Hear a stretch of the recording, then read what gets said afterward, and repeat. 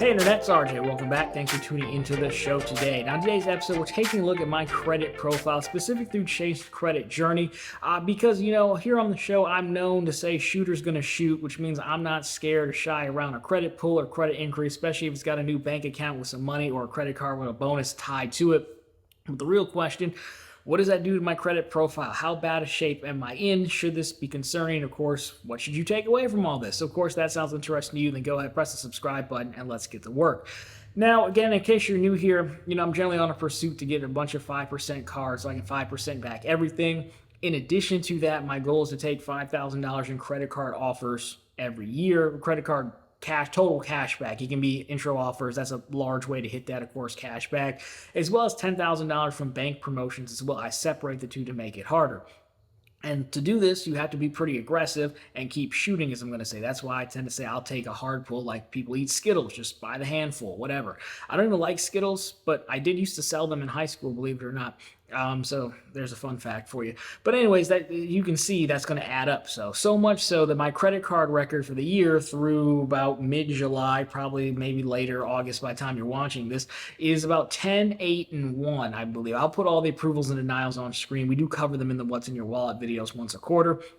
But that means 10 approvals, 8 denials, 1 being a push. That was a pop-up jail on Amex personal side. Of course, a push means both money goes back to both sides. You wouldn't proceed with a pop-up jail, right? So that's quite a bit of applications there, through this part of the year. But again, shooter's going to shoot. I had to get the money, and it's a long grind at 5,000, but someone's got to do it, right? So, as you can imagine, your credit profile could take a bit of a beating through that path.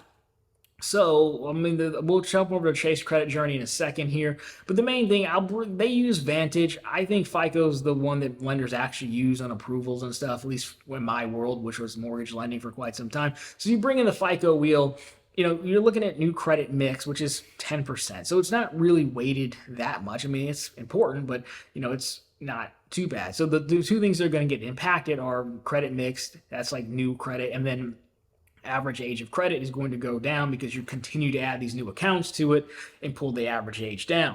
There's that. Those are the two. Again, payment history and balances are the two biggest factors by far. So let's just keep that in mind. But those are the things we're looking for when we go through it. Of course, we'll give you some tips and stuff and what you should think of this on the back end. Now, let's get into it here. I'm going to ramble for a second while I try to pull up the Chase app. It's got to, do the Face ID. I want to do a screen record here, then I will throw it on screen. But yeah, if you go into it, everyone has these, and all the lenders have these apps. Chase seems, I looked through all of them. I didn't want to go through a million of them. Chase kind of just seems like the one that, is the cleanest, I guess you could say.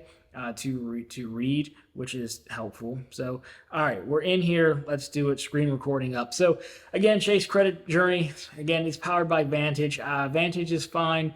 I just believe that FICO costs more for the lender, so they do Vantage for these consumer-facing things. So, again, we're sitting at 802, powered by Experian. Also means it's probably not going to pick up everything, but again, for our purposes, I think it's fine. So if we click to see what's changed, this is an interesting screen. This is kind of why I started going with this one. So if you go into May, like it's going back to May 8th, because you can see I went down 804, went down 6 points, so total balance went up. And I think that's a mortgage being reported right there. We'll talk about that later. But that's why it's 341. Account added to credit report. Again, that's the mortgage. Accounts closed. Not sure which one that is, honestly. Then you've got, of course, age of oldest account increased by 1 month. That would make sense. Average age of accounts decreased by 1 month because I signed up for something. So you got that. You can see now May 22nd, we go down 1 point. Available credit went down a little bit, 267 from 266. So, not that far, but that just means that an account, a credit card closed and reported a balance. Not that bad. Total balance went up $578. Credit checks went up 20 to 21. City cards. This was probably the City Strata. I got denied for that one. That was probably the City Strata. So we can see again down 1 point. June, there's 2 events here. So again, you can see available credit went up. So you probably made the payment. Total balance went down. So again, whatever reported, just pay it off and it's fine. Age of oldest account increased by 1 month. Of course, that's my original Freedom Flex card, OG Freedom card, excuse me. Credit checks. Um, Discover. I did get to pick up a Discover Cash, and then removed Wells Fargo card. I don't remember which card that is, but one base. I think a credit check just fell off, is what it's trying to tell me. Of course, average age of accounts increased by 1 month. Makes sense. Okay, so that's 1 point down. 3 points. What happened there? Available credit went up. That's fine. Total balance went up for that was the Discover card that reported $1,400. Not a big deal. Again, you're paying it off. Credit usage went up from 0% to 1%. Again, that your utilization is like your big factor here, but you can see it's not telling you specifically what moved the needle, which is tough, but I guess I think this is giving us a good enough example. Account added to credit report being the Discover card. Account closed. I don't know what these account closed things are, honestly. Credit checks went up from 21 to 22. Lake Michigan Credit Union, I didn't know that was going to be a hard pull. They denied me, though. It sucks. And average age of accounts decreased by 2 months because, again, you're adding cards, so I think it brings down, so you could see adding a new card, the balance, and a decrease in age brings you down 3 points. I don't know that there's a scale that says this equals a point, this, that, and the other, right? There's two more. We'll quickly run through them. July 4th, again, credit, as you can see, total balance was down 1,700. I mean, I just pay these things when the bill comes, right? Which I think is fine. Average oldest account increased. Credit checks 22 to 23. Bank of America. I don't even remember what I applied for. Oh, that was the Bank of America Premium Elite card. Denied for that. And an increase. So again, but one up 1 point. Then July 6th. No significant changes to your report so far. So there you go. There's a total score history tab. Overall, 720 is good. You can kind of scroll through this and see the moves.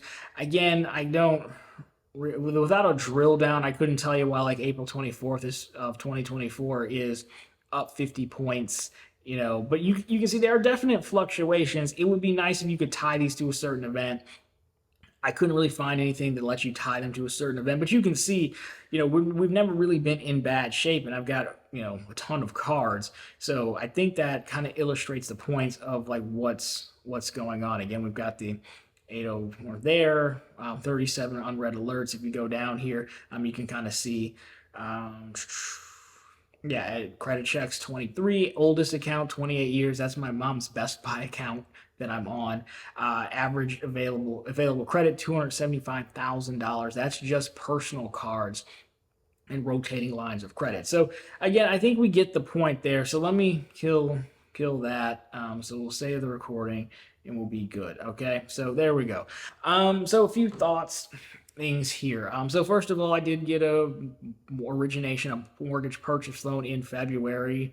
I think I started it in January, but in February it was no big deal. I've talked about it before, but when you have a lot of inquiries, at least for me, all they did was they pulled the credit report and they could see the credit inquiries. So they had a line that said, hey, you need to just document that you did or did not proceed with this line of credit and what the balance is and what the account number is if you opened it, because they're trying to guard against it's entirely possible the card had not reported yet, so it could be a balance that they're just unaware of. But it really didn't come up there. Of course, they're using a tri-merge report. And if we had looked at, Experian, TransUnion, Equifax, we probably would have seen more. Again, that's still missing. I know that's missing 3 American Express cards, but there were no inquiries. They were all business accounts, but there were no inquiries, so it didn't really hurt. But I know there are some missing from there. So the real number is probably closer to 30, honestly. So overall, like what's the takeaway? Well, look, I mean, I think this largely depends on your comfort level first and foremost. I'm not the point of this video is not to tell everyone, hey, you should just go, just shoot it, put it up like Westbrook every time you get the ball in your hands. Like that's not the point. I'm comfortable with doing that. You gotta understand, like I grew up in lending though, so like it.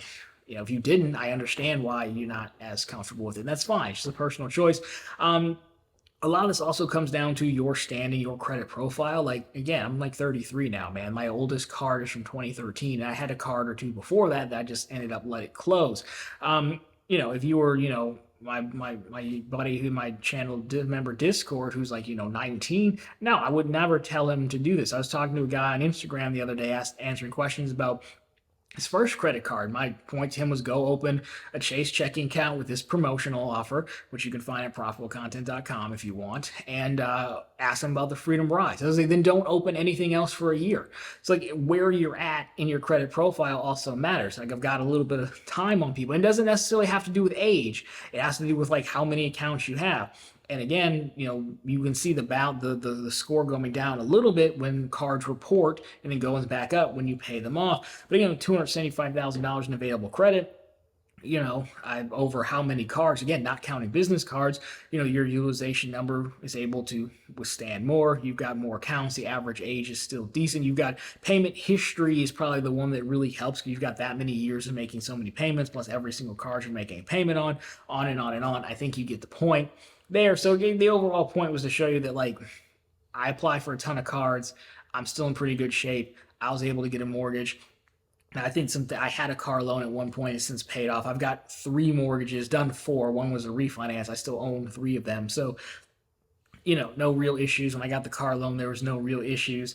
So a lot of it matters on just your credit file and how thin file you are, in my opinion. So again, if you're building up, I would not go crazy. I would still continue to get cards like a fairly clean pace. What is a fairly clean pace?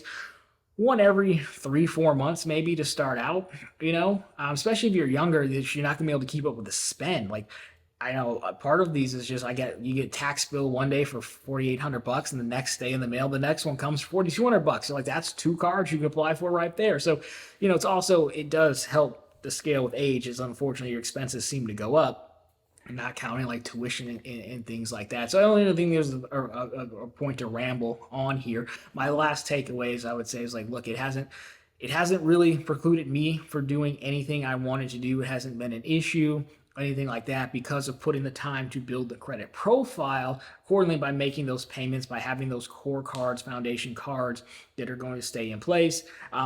I'm not a proponent of go get a car loan so you have a good credit mix, or get a mortgage, you have a credit mix. I don't believe that is necessary in the least bit. I really just believe it's overall building those credit card accounts and, building that base of continuously on-time payments, things like that. And eventually, after you've been doing this for a few years, these hard pulls won't really tank anything. Of course, if you're getting ready to apply for a mortgage and you're trying to boost your score, well then, credit increase, stay on your report for 2 years. I think they impact your score for 1 year, I want to say. So you could definitely time it and dial it back a notch, if you want to try to get higher. But the other price of this is, like, the 800 score isn't really necessary, because there becomes a point where, like, you're just automatically in for the best pricing they're going to get, right?